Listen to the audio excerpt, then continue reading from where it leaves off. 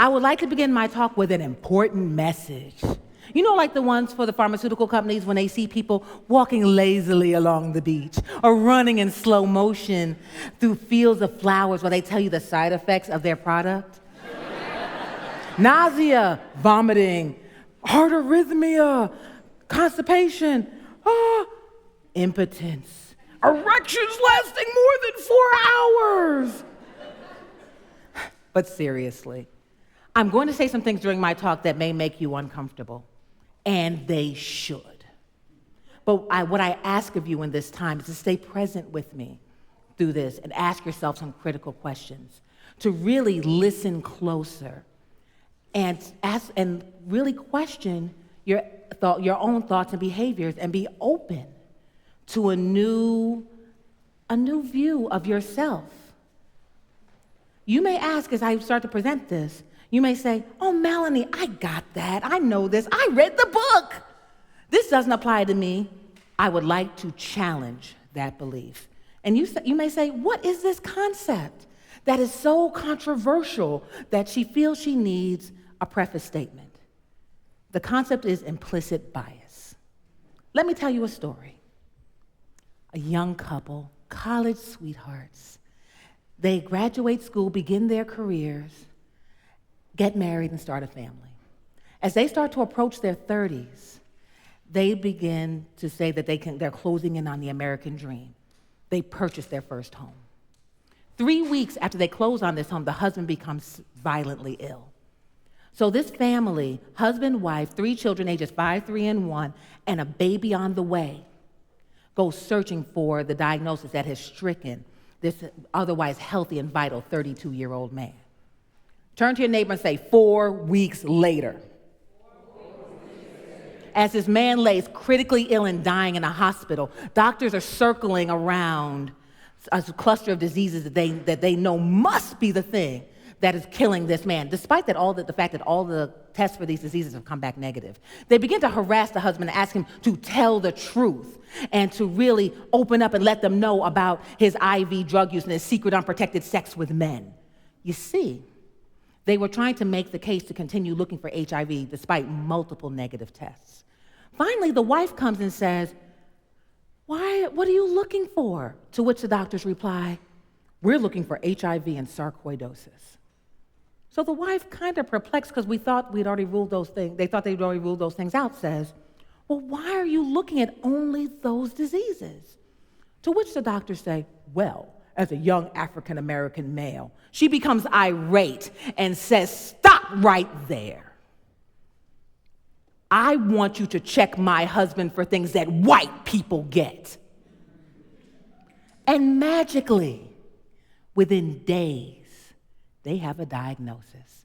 Stage 4B, non-Hodgkin's lymphoma, and a prognosis. 2 weeks to live. The implicit bias that existed within these doctors resulted in a behavior that showed what diseases they chose to and not to look for. The implicit bias of these doctors said how much value they placed or did not place upon the information that they received from the patient and his wife. You may say, Melanie, how does this happen? How do we, as good activists and hardworking, progressive, open-minded American citizens, how do we continue to fall into the story of these stereotypes? Implicit bias. Those unconscious things that have been flowing through us since childhood. You may say to me, well, what is implicit bias? Well, I'm going to give you an academic definition. Implicit bias, otherwise known as implicit social cognition, are those attitudes and stereotypes that affect our behaviors, our decisions, and our attitudes unconsciously. I relate it to like the Matrix. Anyone here seen the Matrix? When you're in the Matrix, you don't know you're in there. You're just happily walking along, thinking everything is okay. Well, I'm here today to yank out the plug and disconnect you from the mainframe. Let me share with you another story. Picture it. I feel like Sophia Petrillo. Picture it. 4th grade math class. A teacher asked for volunteers to go up to the board to work on long division. One young girl and two of her friends go up and they start working on the board. The little girl is the first one done. Since she's the first one done, she starts checking her answer and looking over it, and now that she's very convinced that she's gotten the right answer, she waves to the teacher to check her work. That she hears a sound from the back of the room. The answer is wrong. Check it again. The girl, quite perplexed because she checked it twice and she knew it was right, she goes back to the board and she checks her computations again, getting the same answer. So she goes back to the teacher and says, Teacher, I know it's right. I checked it 3 times. Now at this point, the teacher, being very stern, sharply says, I said it's wrong. Check it again. Now the girl is thoroughly perplexed. It's math. It's either it's right or it's wrong. So she goes to her desk where she has a calculator. So she starts working on her computation, and it's the same one as is on the board. So now she's thoroughly convinced. She said the teacher cannot say anything. So she holds up her calculator and says, Teacher, look, I got it right. All the way to the 1000th place. Now this teacher, thoroughly upset that this student continuing to challenge her, says, I said the answer is wrong. You niggers can't do anything right.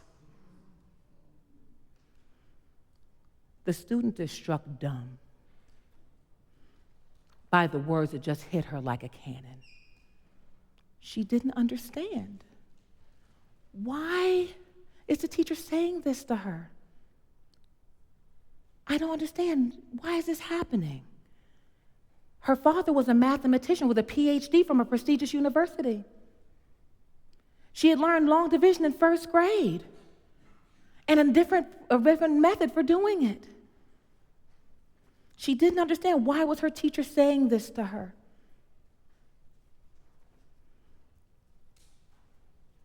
This little girl learned the first of many valuable lessons that day.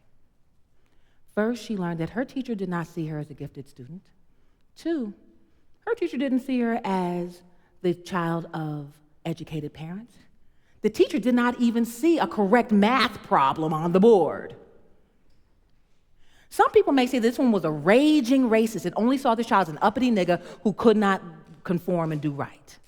But what I'd like to offer to you today is another frame. Could it be that this teacher, her implicit bias had so ingrained to her that blacks were so intellectually inferior and unintelligent that it was impossible for a child in an urban school to not only get the problem correct, but do it in a different method. So then when faced with something that all her life that her biases had told her was impossible, that could not possibly be, reacted from such a primal place to protect that worldview that she had held sacred up until that time. There's another quote. Some people are just not ready to be unplugged. They are so inured, so dependent on the system as it stands that they will fight to protect it. Again, the matrix, that's Morpheus. Implicit biases are pervasive. We all have them. Even people with avowed commitments to impartiality, like let's say judges. Now you may say to me, Melanie, these are wild stories. These are extreme examples. We're good people. Good people don't do these things. That can't be real. Let me tell you today, this is very real. I'm going to share a piece of information with you about these stories that's going to tell you how real they are. These are both stories out of my life. In the first story, I was the wife who, big and pregnant, as my mother said, big with child, had to fight to get people to check my husband for things that white people got. And the implicit bias is those doctors could have left a woman without a husband, children without a father, and a mother without a son. I was the gifted 4th grade student in the second story. In that story, in the end, it led to my first act of nonviolent social protest. I staged a sit-in for 100 days in my living room.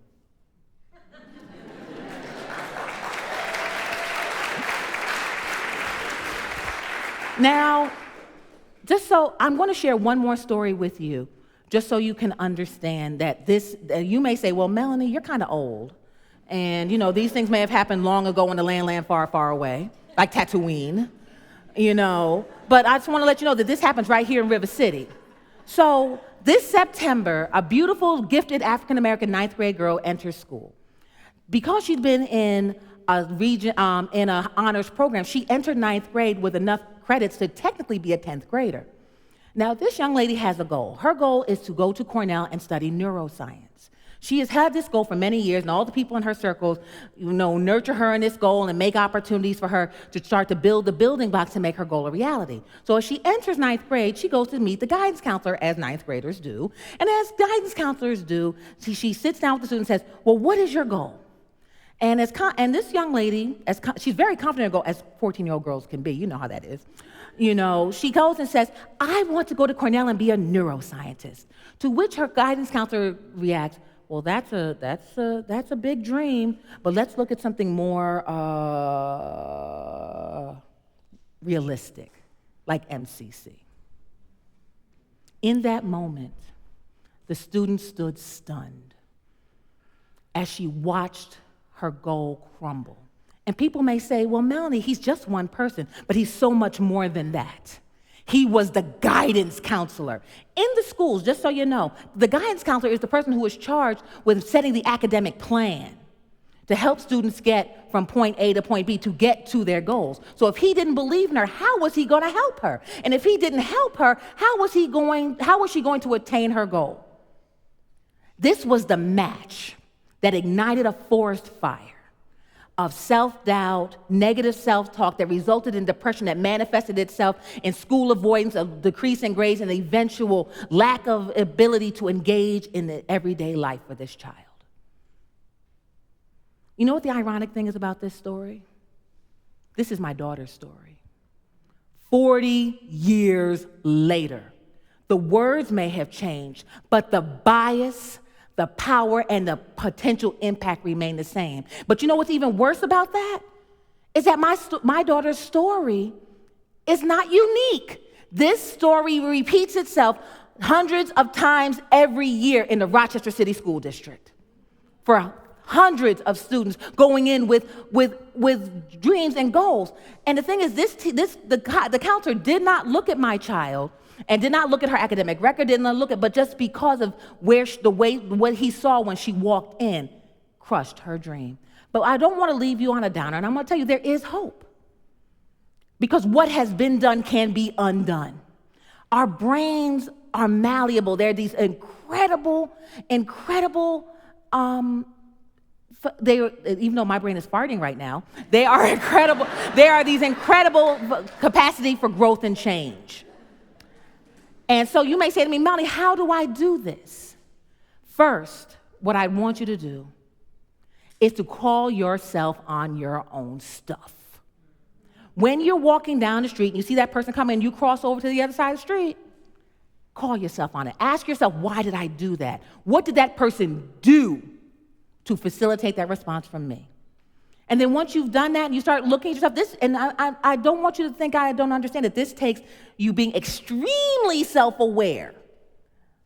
But once you do that, you start having these conversations with your family and friends. It's very easy to have these conversations in the nice, warm, fuzzy places of a TED Talk, but it's much more and it's much different to have it at your Sunday dinner with your mother-in-law.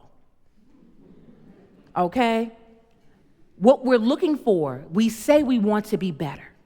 But in order for us to have this better world we're talking about, we must be better ourselves and be better to each other. We have to move into what I call transformational activism. In order to create a world with equity, we must do some things. First, do your own personal work.